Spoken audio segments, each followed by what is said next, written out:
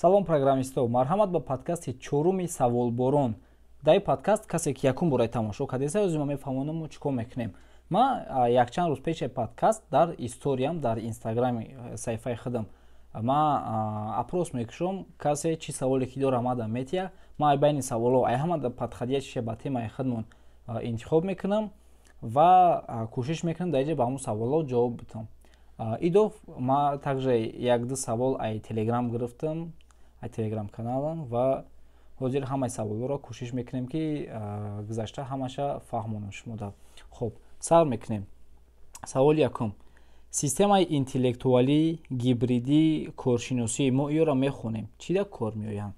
Ба фикрам ё предметҳои донишгоҳанд, агар хато накунам, ва дар донишгоҳ на самом деле ҳама хел предметҳои номои ҳархила қадди бениҳоят зиёданд ва дар ки ҷо кор меомадаш ин чиста ай ӯ зависит мекунад ки дар оҷа шумо чӣ именно мехонед. Мисол системаи интеллектуалӣ гуфта мешавад, лекин ҳамин шумо чӣ мехонед?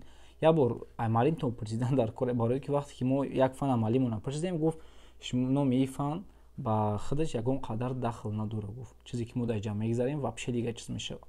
Так что ҳамин чиза аҳамият битем бачаҳо. Ира ту метавонед фақат ай ҳамон маълими донишгоҳтон бипурсед, ҳамон маълиме ки дарс метаҳад ҳамон бипурсед ки шумо чӣ именно мехонед инҷа. Дальше мерем.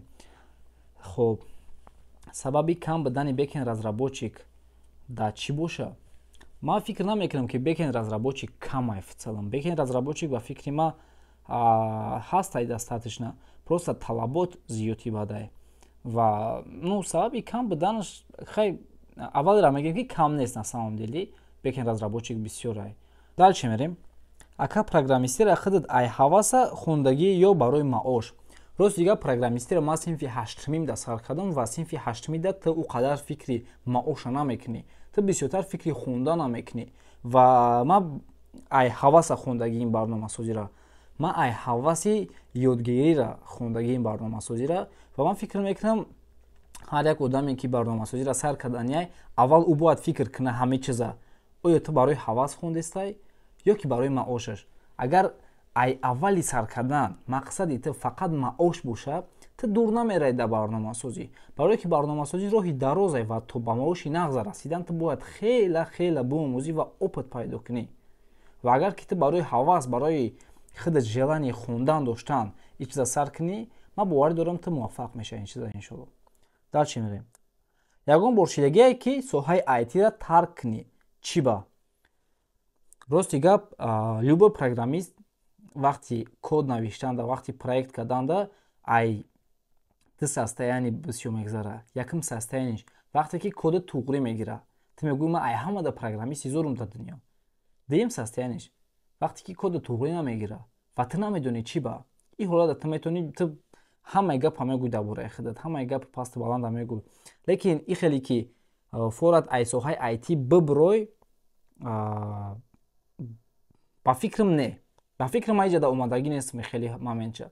Мумкин ман просто бисёри баъд ҳамин чиза нағд бинам. Мумкин ман бисёри баъд дӯст бидорам ҳамин соҳара, кори мекардагии худма. Ҳамин сабаб мумкин ман нахоҳам ки ин соҳаро тарк кунам.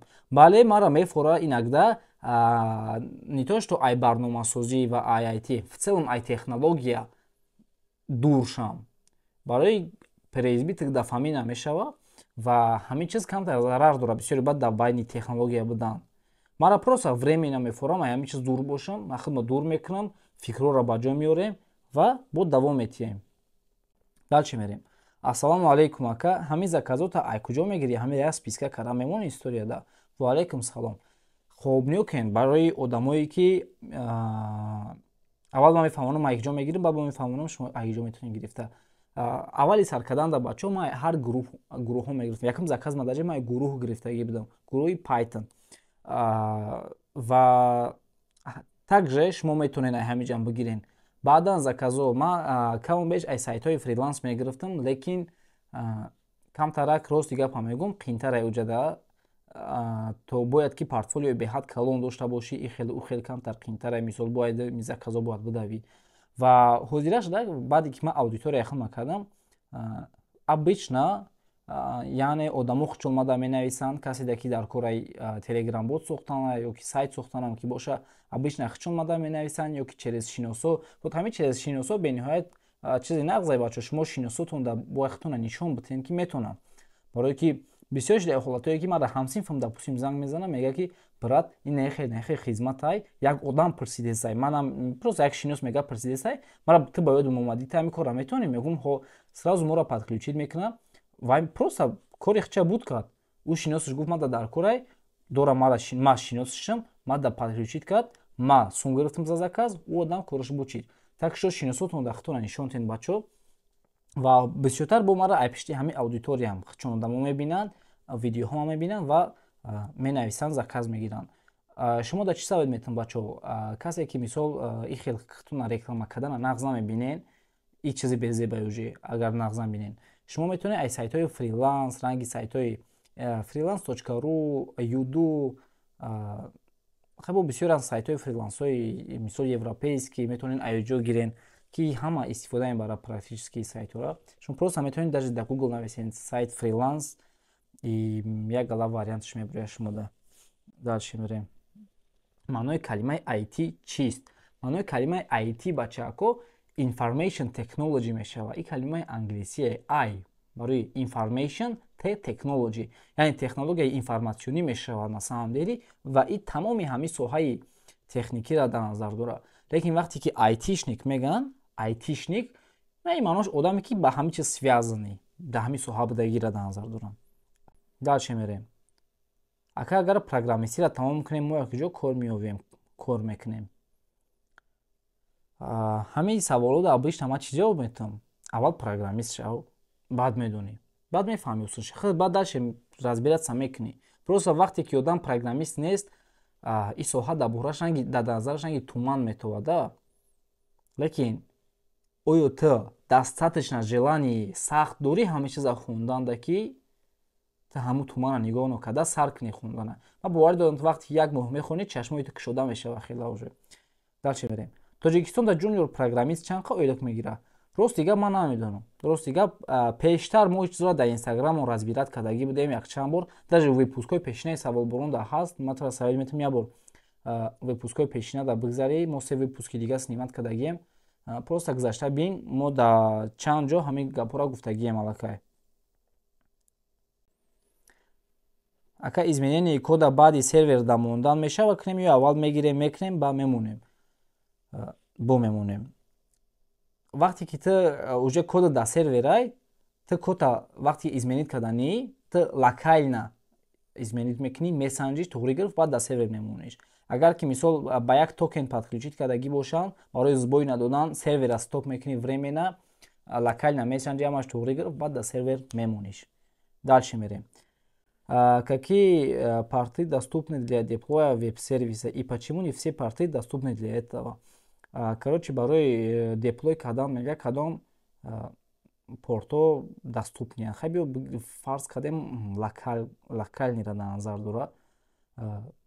Вақте ки локальниро ту мисол амса запустит мекунӣ, обычно портои чанд астай 80 астай 5000 астай 8000 астай ин порто ҳастанд ва барои чӣ на ҳамаш доступ не барое ки ай соображение безопасность ура метавонад фаервол маҳкам кунад ура метавонад ягон программаи дига запустит кардагӣ дар ҳамун порт кор кардаиста боша ва ҳеҷ замон нафаҳмем мисол локальни барои ҳамин на ҳамаш гуфти гапҳо доступ неянд. Хоб дальше мерем. Як саволи аҷоиб ба сар омад навиштагиай. jQuery аз Python чӣ фарқ дорад? Бачо касе ки мисоли гапҳоро якум бор шунавидестай дар шитан видеоро тамошо кунед. Касе ки ҳардуша медонад чие як бор видеоро пауза монен камтар хитонда фикр кунед оё ба ҳамин чиз дуруст ҷавоб метавонед ё не. Хоб якум фарқиятшон ин ки jQuery и всего лишь фреймворк а Python целый язык программирования. Яъне Python и забони барномасозӣ а jQuery фреймворки ёрдамчӣ. Ва Python в основном барои бекенд разработка ва барои бигем ну хай фреймворкаш барои бекенд разработка ҳастай якҷа барои апишка сохтанай барои разработкаи telegram ботов барои UI. jQuery бошад бисёртар барои фронтенд дар JavaScript истифода мешавад. Дальше мерем. Аз интернет яъне ай вебсайт ё программа пул кор карда мешавад дар TG? Дальше мерем.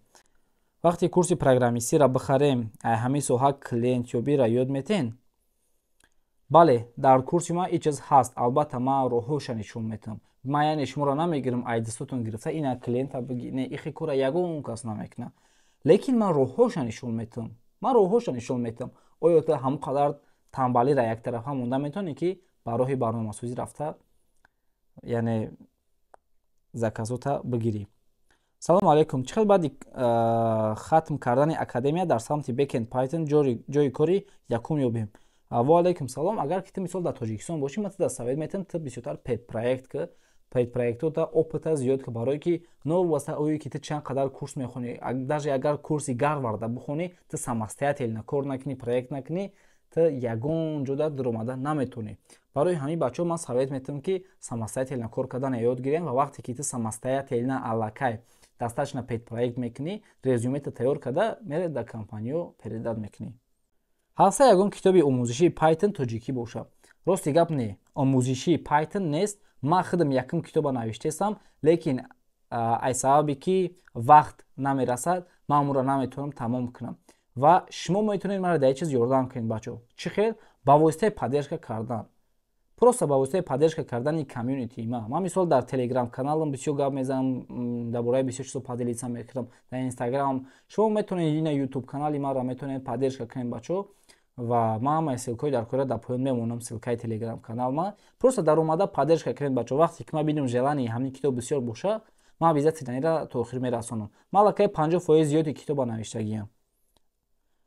Хуб, дал чӣ мерем?